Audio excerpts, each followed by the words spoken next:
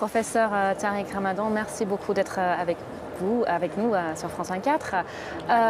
On est là à Qatar, au sommet de Doha, sur le Wish Foundation, partie du Qatar Foundation. Vous travaillez beaucoup avec le Qatar Foundation. Comment ça se fait que vous êtes venu ici travailler avec les Qataris? Pour vous, qu'est-ce qui est intéressant? Écoutez, je crois surtout que moi j'ai beaucoup été engagé dans les questions de l'éthique musulmane. Je suis venu aussi ici comme professeur invité et donc au moment de mon enseignement, il y a eu la volonté ici de pouvoir ouvrir une réflexion sur le champ de l'éthique transversalement. Et donc il y a des vraies opportunités qui sont liées à l'enseignement et en particulier dans Qatar Foundation qui travaille sur les 3 dossiers de l'éducation, de la santé et de l'énergie. Donc c'est dans ce cadre-là que je suis engagé dans le travail. Mon travail essentiel est à Oxford où j'ai un poste sur les études islamiques contemporaines, mais c'est sûr que c'est très très lié. Et pour moi, c'est une formidable occasion aussi de pouvoir toucher le monde arabe, le monde des sociétés majoritairement musulmanes, et vis-à-vis desquelles il faut véritablement faire un travail, être en contact et approfondir la réflexion. D'accord. Ici au Qatar, on a beaucoup entendu du désir du pays de se transformer ses ressources naturelles en ressources humaines, c'est-à-dire exploiter le potentiel intellectuel de sa population, de faire de la recherche, etc. Comment voyez-vous la place des Doha Debates, les débats de Doha dans cette progression? Écoutez, je pense qu'il y a eu une inflation de débats au Qatar. C'est-à-dire qu'il n'y a pas un jour qui passe sans que vous ayez un congrès ici, des débats. En plus, il y avait toute la notion du débat, l'ouverture sur le monde. Al Jazeera qui est connu pour avoir aussi ouvert dans le monde arabe des réflexions qui étaient nouvelles, qu'on ne connaissait pas auparavant, avec des partenaires qu'on ne connaissait pas auparavant. Donc il y a une volonté politique qui était de s'ouvrir.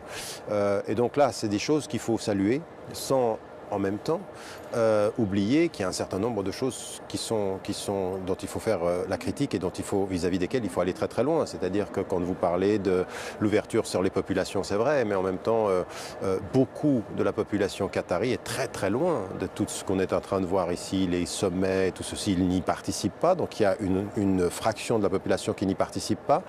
Il y a une fraction de la population qui est très traditionnaliste, c'est-à-dire que même avec mon discours de réformer la pensée musulmane, d'engager une réflexion sur ils sont complètement à 100 000 lieues de ça, sans compter en plus que la majorité de la population du Qatar n'est pas qatari. Et que par rapport à ça, on a de véritables problèmes. Et moi, ça a été une condition sine qua non depuis le départ.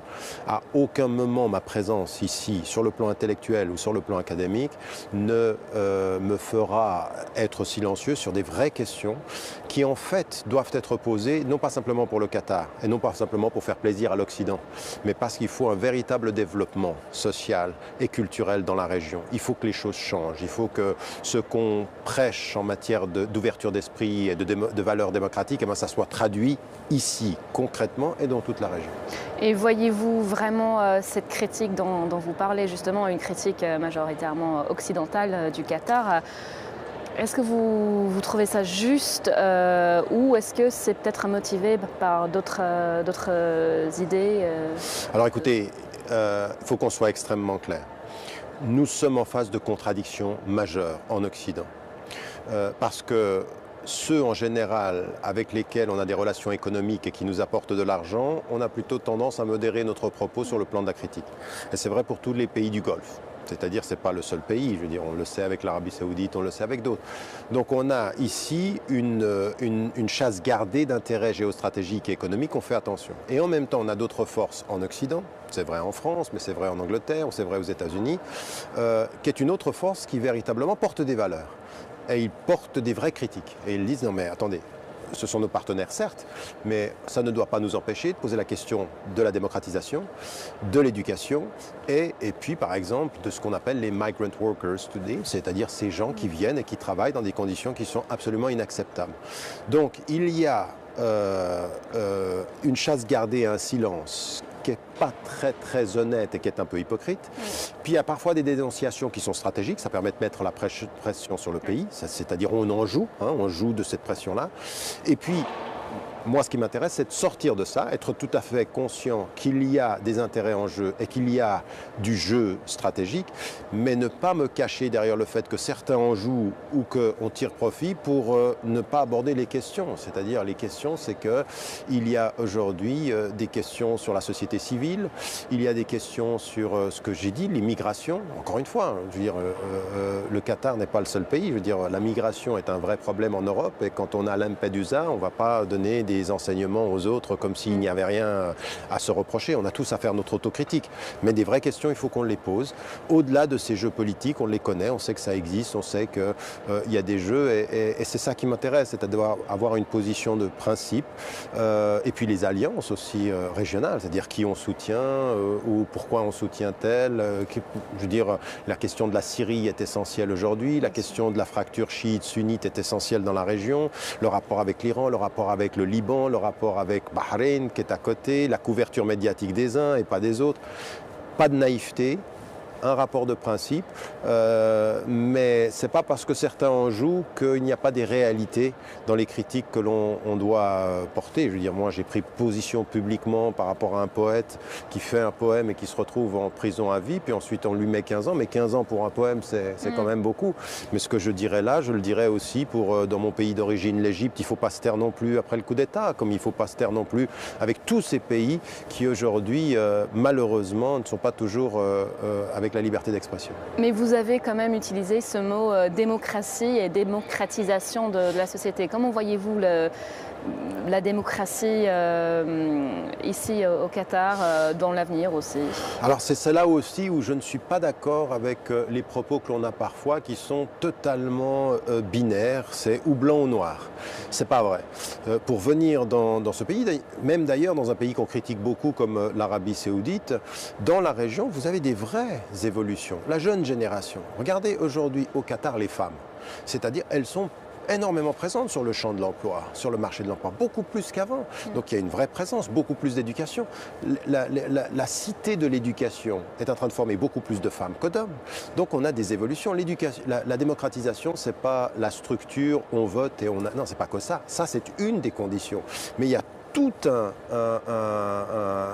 des prérequis, tout un parterre de prérequis, comme celui de l'éducation, dans lequel on doit quand même reconnaître que des pays dans la région ont évolué là-dessus, qu'il y a une société civile qui se réveille, qu'il y a une jeunesse qui est en contact avec le monde entier, que les impacts de ces médias qui s'ouvrent, de ces médias alternatifs, ont un impact, que ces forums aussi ont un impact. Donc je pense qu'on est dans une évolution dont on ne peut pas dire qu'elle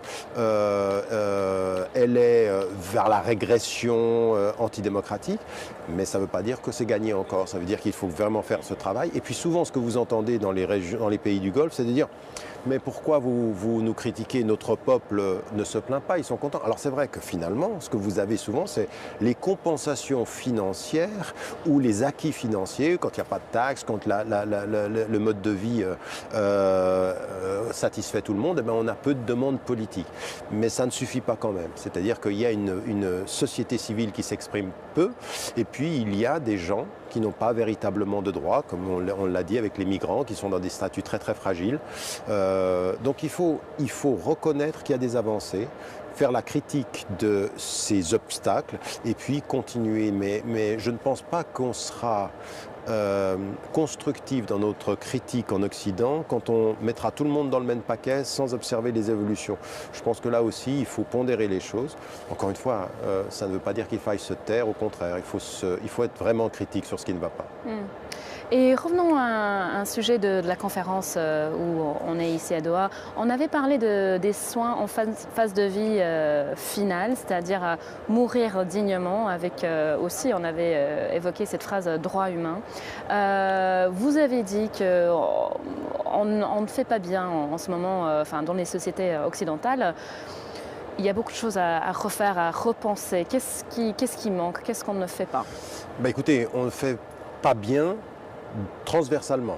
Au nord, au sud, à l'est comme à l'ouest, il y a des choses qui ne vont pas. Par contre, il y a de véritables projets qui sont vraiment à étudier. La Colombie, le Costa Rica, le Nigeria, l'Inde, on a vu des choses extraordinaires. Et qu'est-ce qu'ils font? C'est-à-dire qu'ils parlent de la fin de vie, des soins palliatifs de façon complètement différente. Souvent, les médecins, ils sont formés à guérir.